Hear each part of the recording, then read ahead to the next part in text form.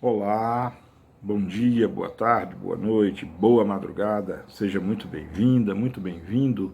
Meu nome é Marcos Vinícius e quero lhe convidar para a nossa aula de número 51 da obra O Livro dos Médiuns. Isso, obra basilar, como eu sempre digo, fundamental, né, nos estudos sobre os fenômenos da mediunidade, né, sobre os fenômenos espíritas, muito importante, muito importante.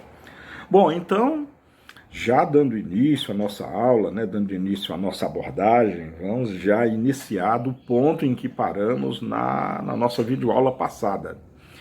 E que conhecimento, né, que revelação do espírito Erasto, né? Estamos analisando aqui uma comunicação, uma orientação do espírito Erasto. E nós terminamos a aula passada, né, numa declaração dele. Nós estamos vendo o fenômeno de transporte, tá? Para você que quer se localizar, enfim, nós estamos na segunda parte do Livro dos Médiuns, capítulo 5, que versa sobre as manifestações físicas espontâneas, e estamos vendo a questão do fenômeno de transporte. E, de novo, não confundir fenômeno de transporte com materialização. Aqui não trata-se de materialização.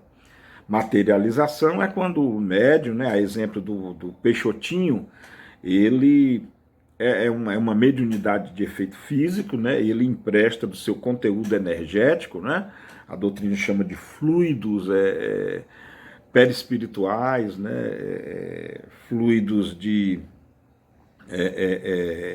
que sai pelos orifícios do médium, e esse fluido é utilizado para moldar um objeto, ou mesmo fazer aparecer um espírito, materializar um espírito.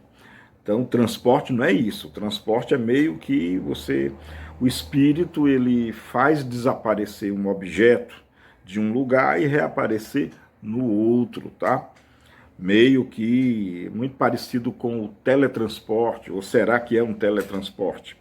Vimos na aula passada a dificuldade desse tipo de fenômeno. Aliás, só para complementar, né, a guisa de conhecimento, no caso da materialização, é o ectoplasma, né? O médium usaria do seu ectoplasma para moldar, para fazer, materializar o espírito. Aqui não. Aqui é uma espécie de transporte mesmo, teletransporte. Um objeto como esse lápis, ele sumiria daqui de onde eu estou e apareceria noutro lugar. Segundo o espírito Erasto, isso é possível acontecer até com uma pessoa viva, encarnada. E na aula passada, né, Erasto discute, né, ele relata para todos nós a dificuldade disso. O fenômeno é raríssimo, precisam de médiuns especialíssimos, precisa de espíritos que tenham conhecimento e uma energia capaz de fazer isso. É necessário uma interação entre espírito e médium de uma maneira, de uma complementaridade enorme. Bom, se você chegou aqui, se você está chegando aqui na aula 51 e não assistiu a aula anterior, a aula 50, pare de assistir agora esse vídeo, vá lá na aula 50 e assista a aula 50 primeiro, porque senão você não vai entender aqui a continuação, tá bom? Bom, nós paramos então no meio ainda do diálogo, né, da orientação do espírito Erasto.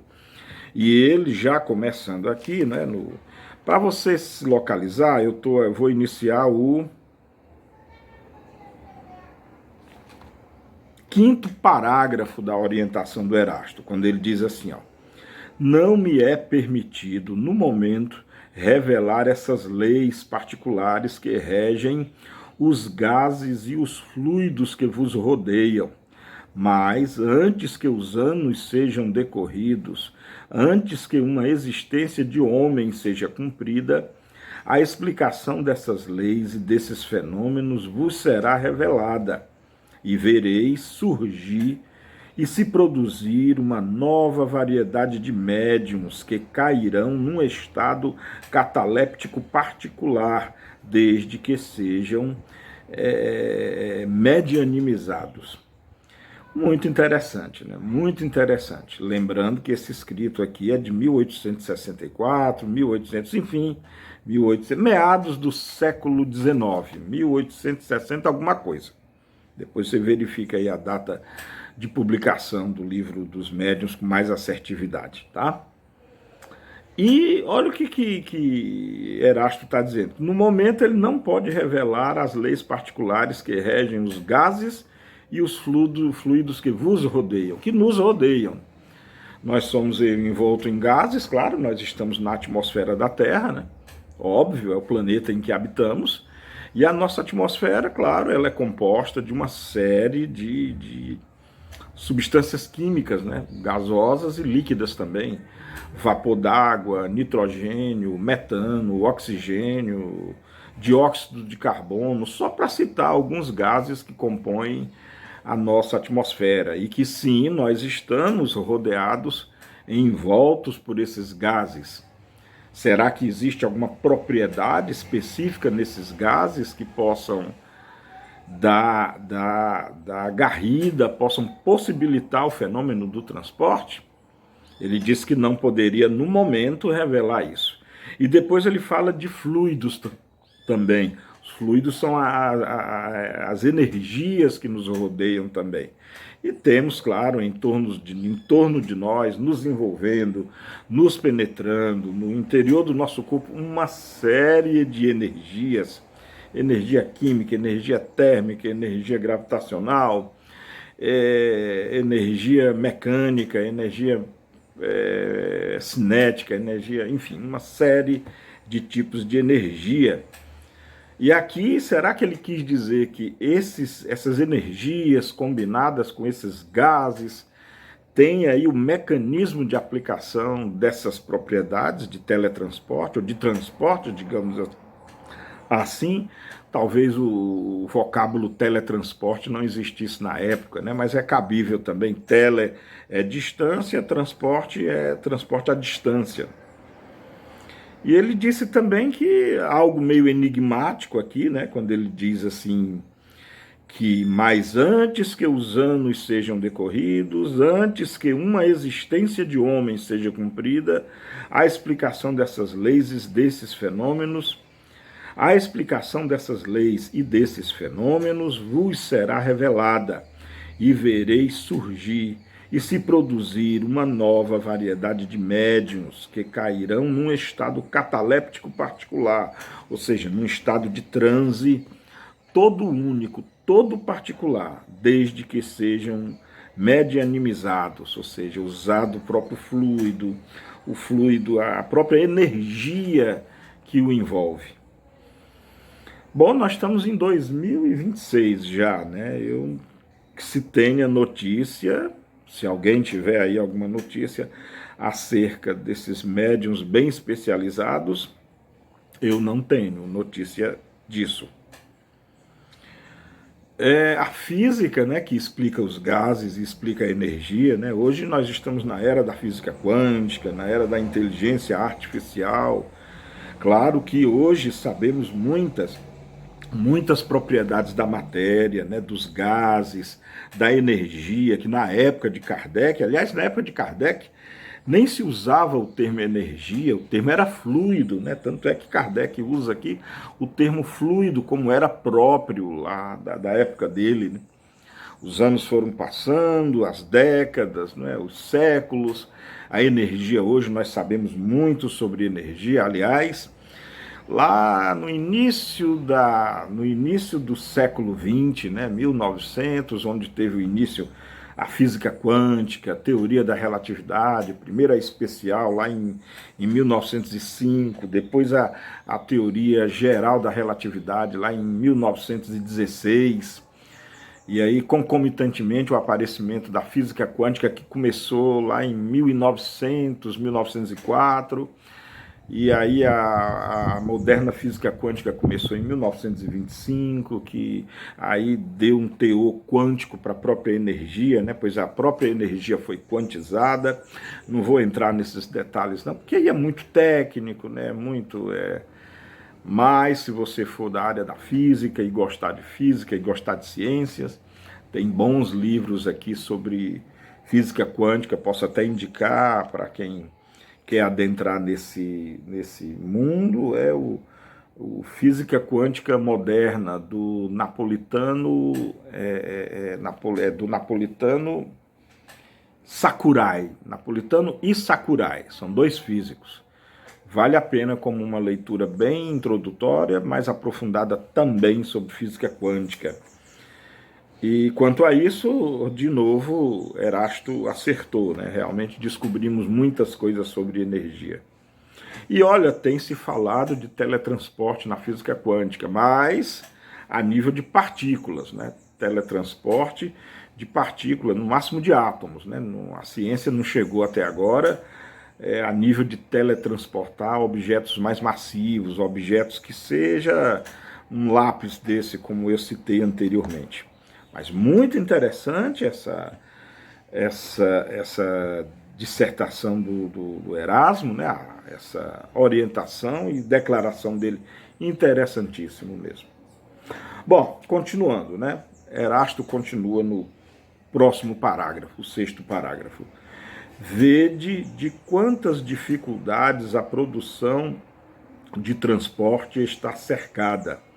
Podeis concluir muito logicamente que os fenômenos desta natureza são excessivamente raros. Está aqui de novo Erasto dizendo que o fenômeno ele não é só raro, não. Eles são excessivamente raros, ou seja, muito raros mesmo. Tá? Natureza são então, logicamente que os fenômenos desta natureza são excessivamente raros, como já disse, e com maior razão, porque os espíritos a eles se prestam muito pouco, uma vez que motiva de sua parte um trabalho quase material, o que é um aborrecimento e uma fadiga para eles. De outra parte, ainda ocorre isto, é que, muito frequentemente, apesar da sua energia e sua vontade, o próprio estado do médium lhe opõe uma barreira intransponível.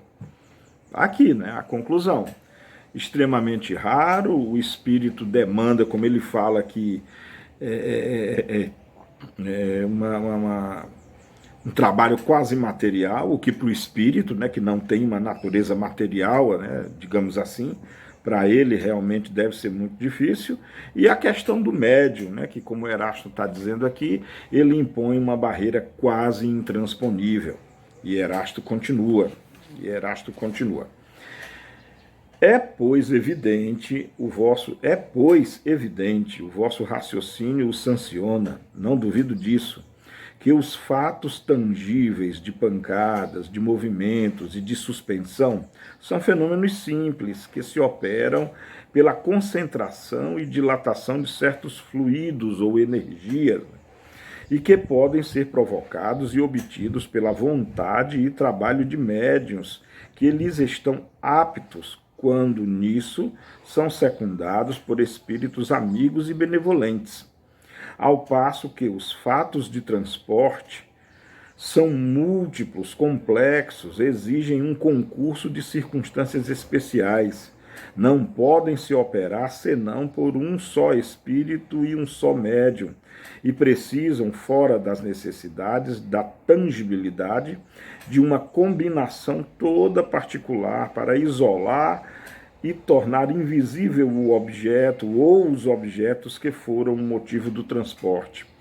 Aqui é interessante que muito interessante que Erasto está sendo bem enfático, repetitivo, mas enfático, né, dizendo que